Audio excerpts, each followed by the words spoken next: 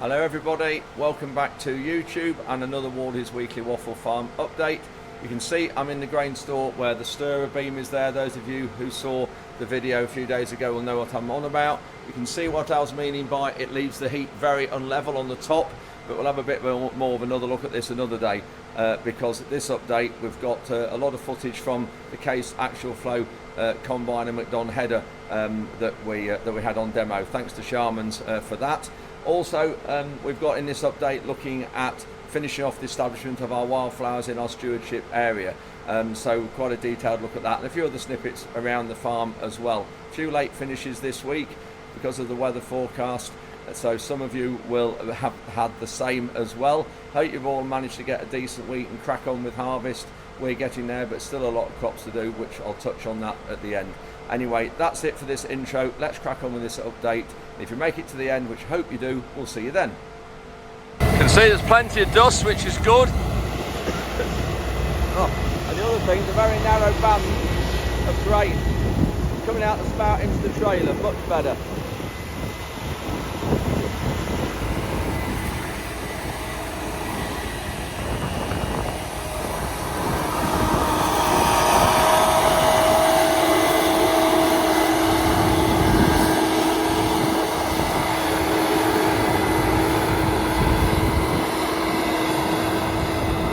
I've just come up to check the stirrers and see how they're getting on.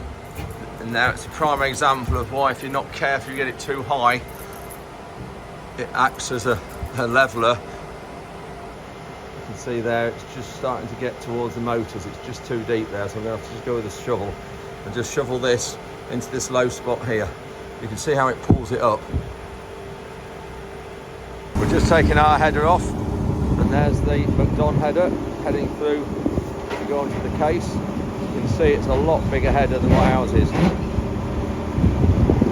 You look at this here.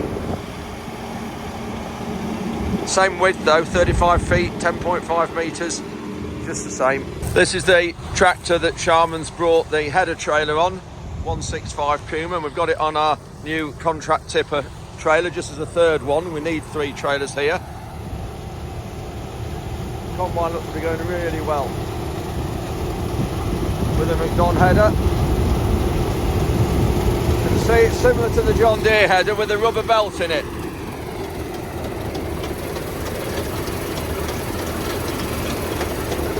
You can't quite see for the dust. You see the header floating up and down.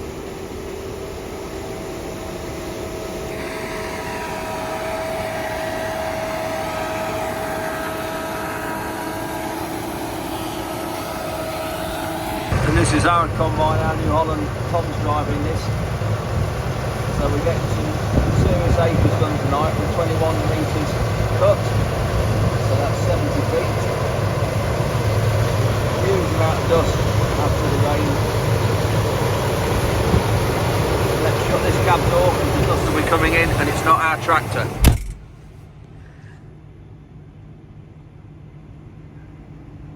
You can see that's one of the areas we sprayed off with glyphosate because of black grass, and Tom's just going to combine straight through it, which will just chop it, take it down to the ground. There'll be no grain in that area, so it just wants chopping up, so it makes it better for the next operation with this solo. Now on this Actual Flow with this Macdon header and the amount of movement in there, see it going up and down, but we've got a patch of laid in a minute and Ruben's piloting it, and you can alter the angle of the header he was just saying.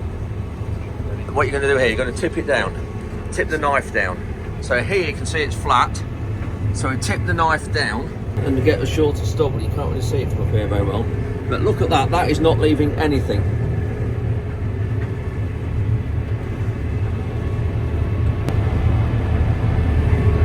It's not missed anything down there. With another flat bit, I'll get out in a minute and we'll go alongside and have a look.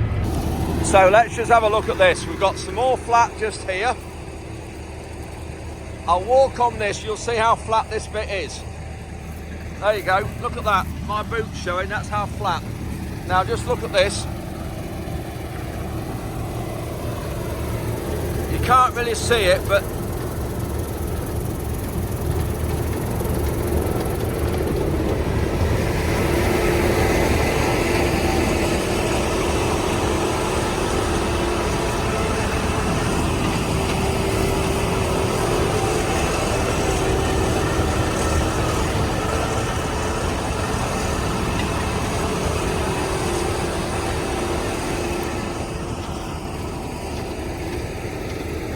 Just incredible. Nothing left whatsoever.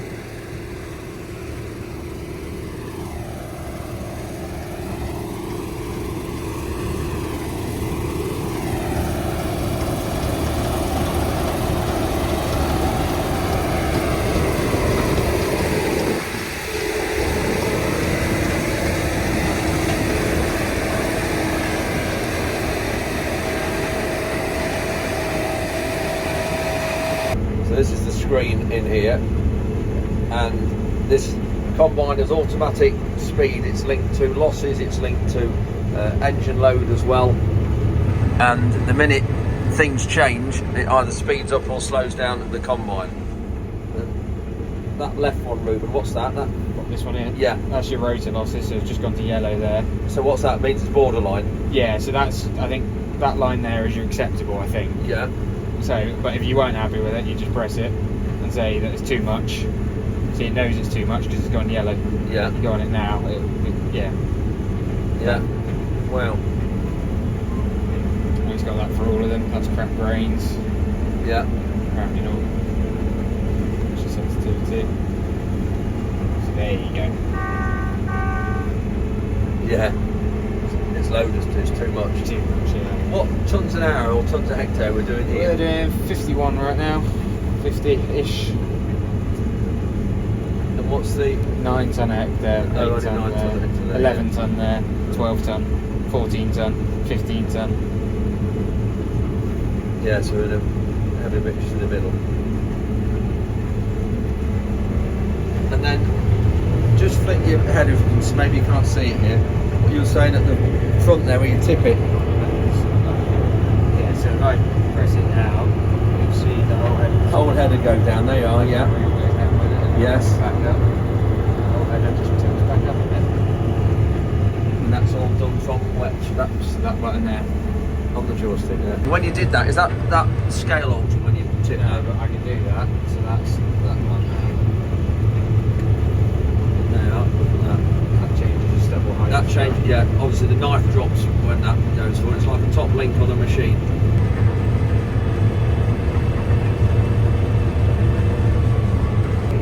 Got nephew Richard helping us at the minute, and on the end of the spout that deflector can alter. You can just see there Ruben's just tweaking it. If you alter it too much it will affect the trailer, but you can alter that to see where the direction of the grain goes. Really good light on the trailer, on the spout as well, on the unloading auger into the trailer.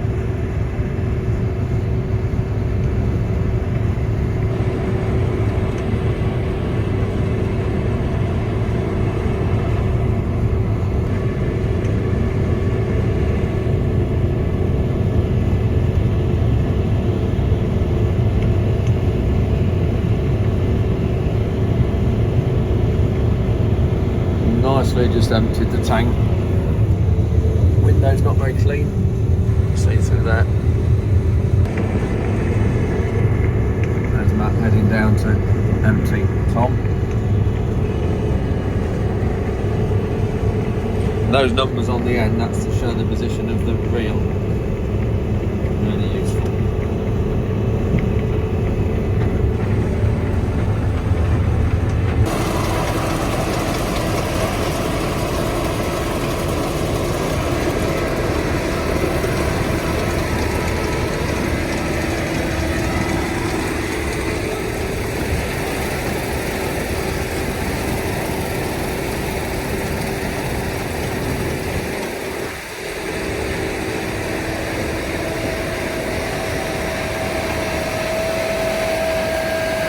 It's 11 PM Thursday night and both combines need a bit of fuel. Hopefully we'll be able to get finished the week within the next 2 hours.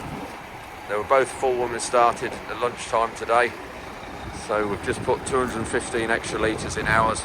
So just going to put some in this case and then we'll put extra in that and fill it up tomorrow before it goes back.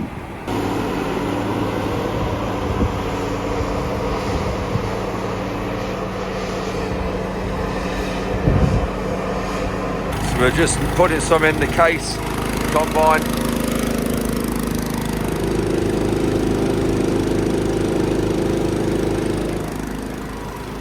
got meters on all the tanks, so we can record the fuel for every operation, including this. So we've got really accurate fuel figures for every crop, individual crop, because they all vary.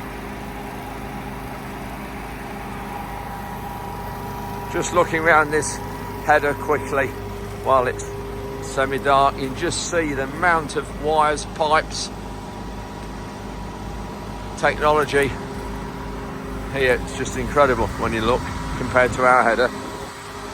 Yet connections, all it is these here, 4 pipes here and 2 electrical sockets there, and that's it. This is actually our it would actually fit on our combine, because our New Holland is exactly the same, but obviously Case CNH, that's what CNH stands for, Case New Holland.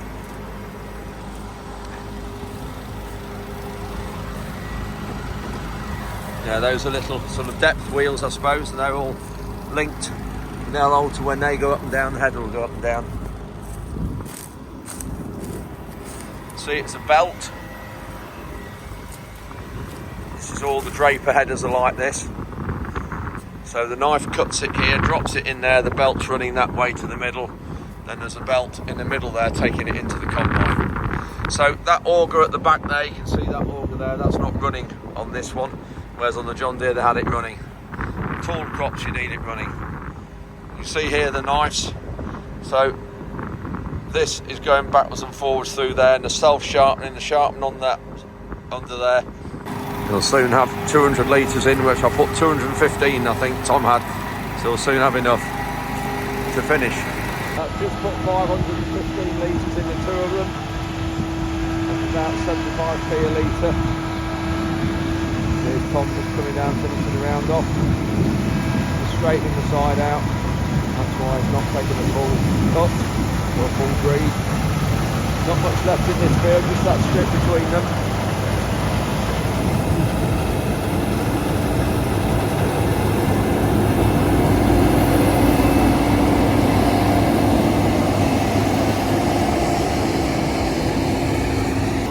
So Tom will follow behind Reuben. It's much better for the trailers if the 2 combines can get together.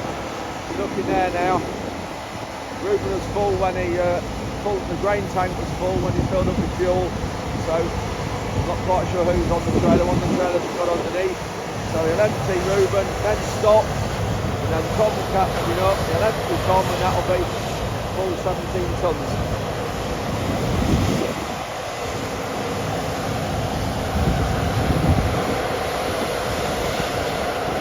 Quite a lot of wind tonight, which is good. Apologise if you can't hear very well, but it's good for the combining because it's keeping the dew away. So, looking good. We get this field done, and then we've got one more field, about 25, 30 acres just through there. Sorry, you can't see much now. You can just see apart from the wind blowing all the chaff and the dust through.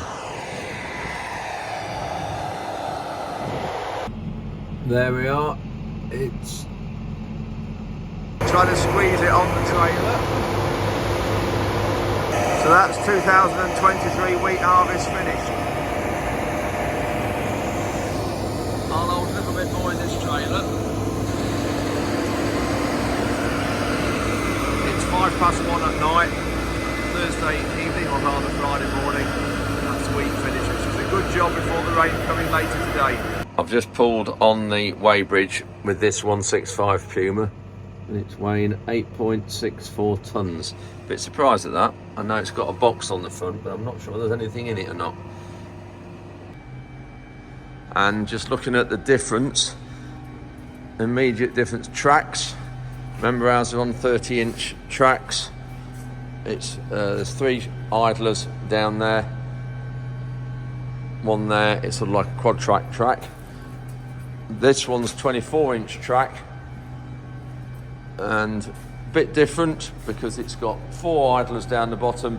And the other thing that I never like about these new modern ones is the way that the back sprocket there's a gap. It's not on the floor. All that's off the floor until you get to about there somewhere.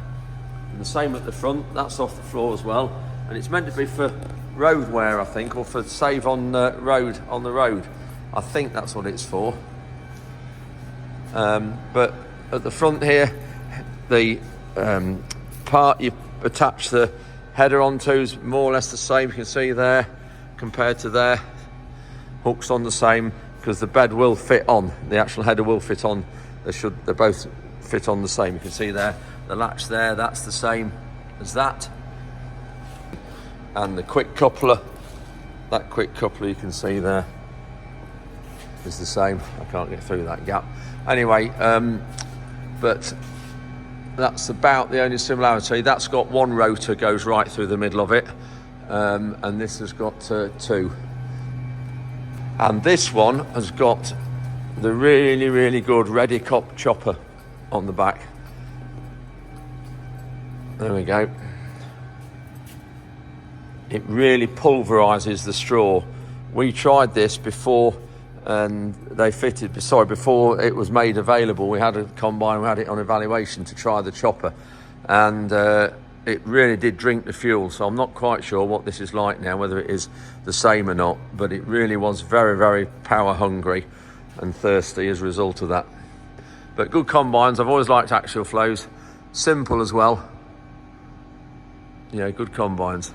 And another combine with a folding or wrap round unloading auger, whereas ours there, you can see, very easily damaged. And when you turn the combine, of course, that swings out really quickly as well.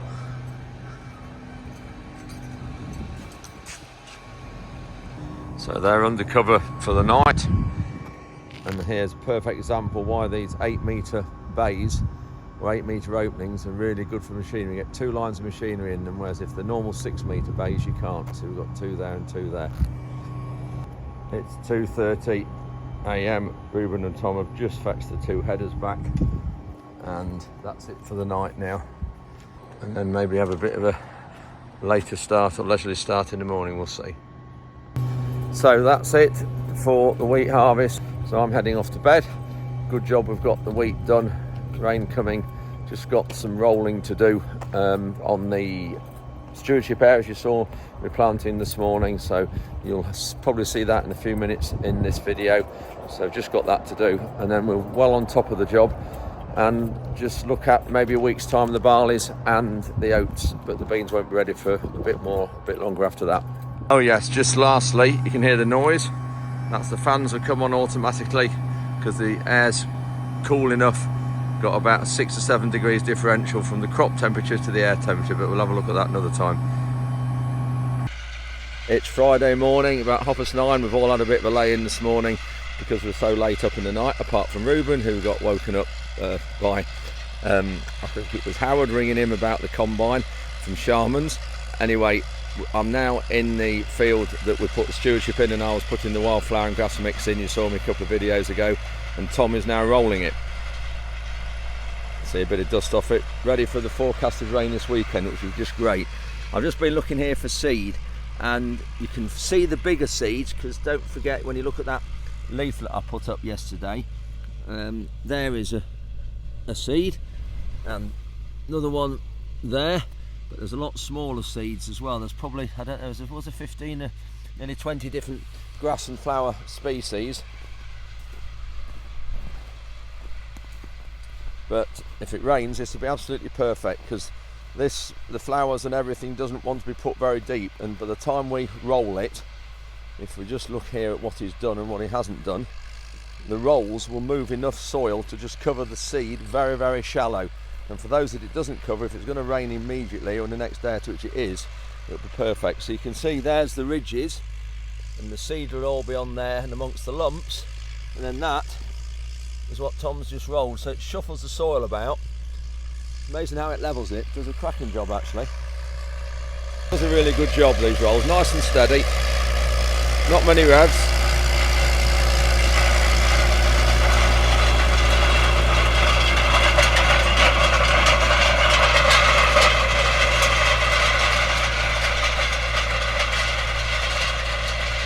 These rolls are 12 metres wide. We've had them a few years now, actually. Surprising how long we have them. I just said probably maybe 8 to 10 years. We actually got them from Howard at Sharman's, who I mentioned a few minutes ago.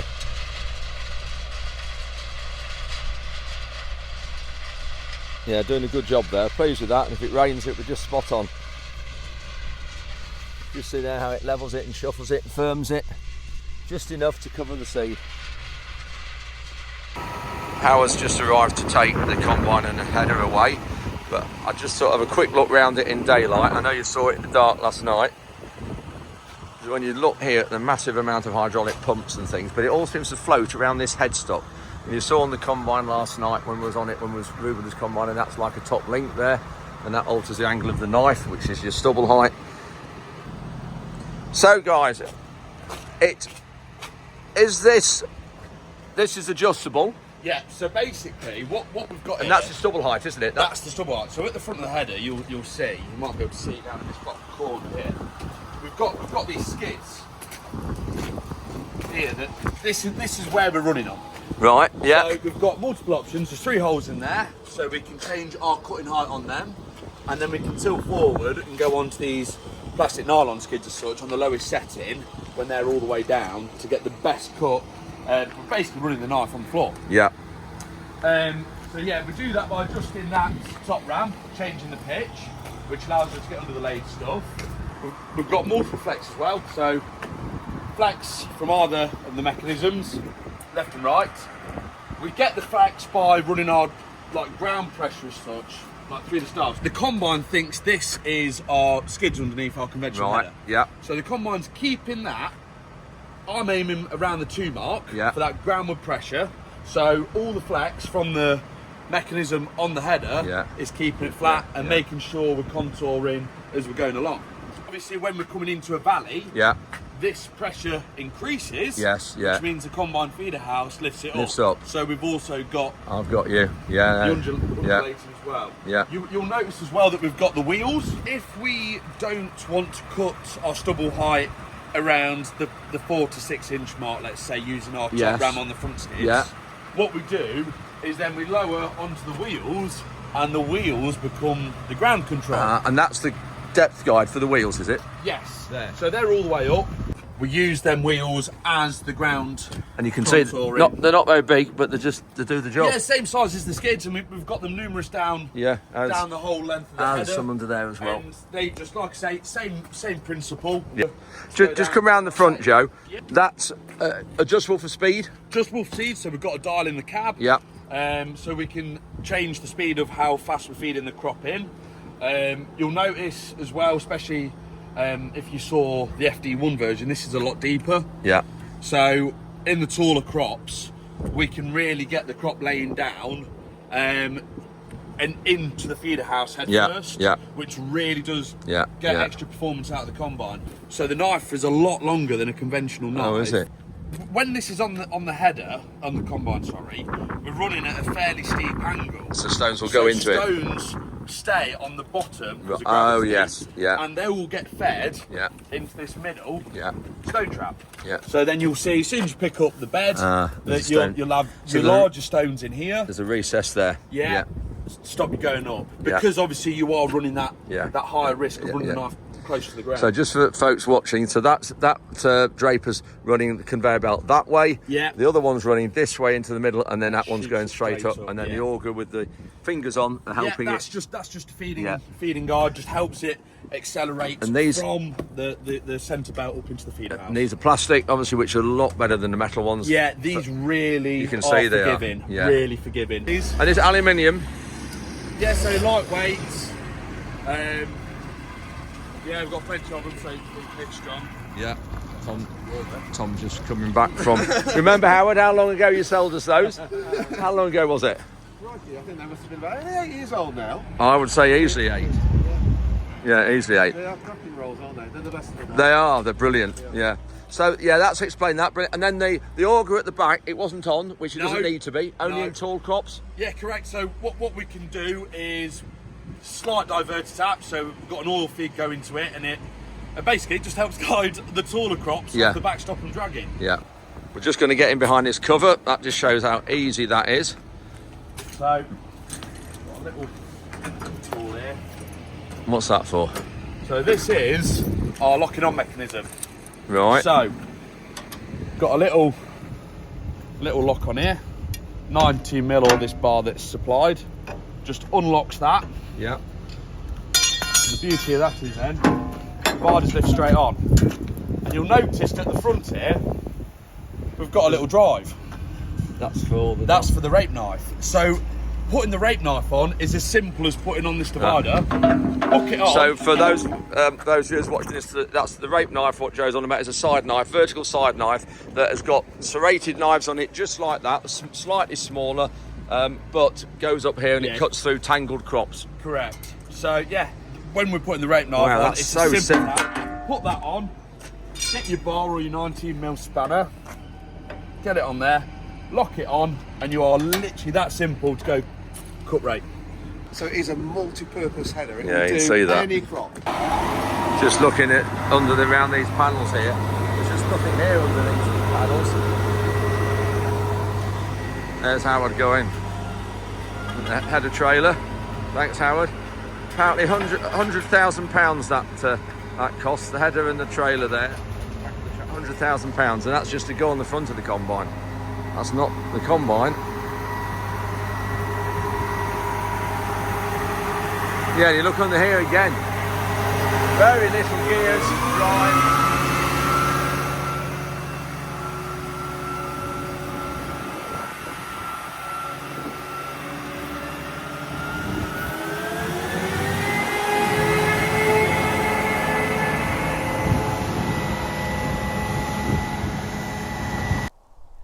So that's it for a busy week of waffles and a busy week for harvesting as well. We've got all the wheat finishes as you've just seen. One crop we've neglected this last week is sugar beet. This is a field up on the light land on the heath. I'll have a look at this next week and do a bit of comparisons between this and our heavy land beet, and also focus on the spring beans as well, and that is the baked beans that we're growing, which is the only field in the UK, as some of you know. Anyway, thanks very much for watching this update. Thanks very much for putting up with me so many times this week, and we'll see you. I think the next update will be Wednesday. We're going to be starting cultivations for next year's crops. I think it'll be Wednesday, but I'll see how we go. If we happen to do one before then, keep your eye out for it. But otherwise, we'll see you on Wednesday evening. And thanks very much for watching. Much appreciated. See you next week.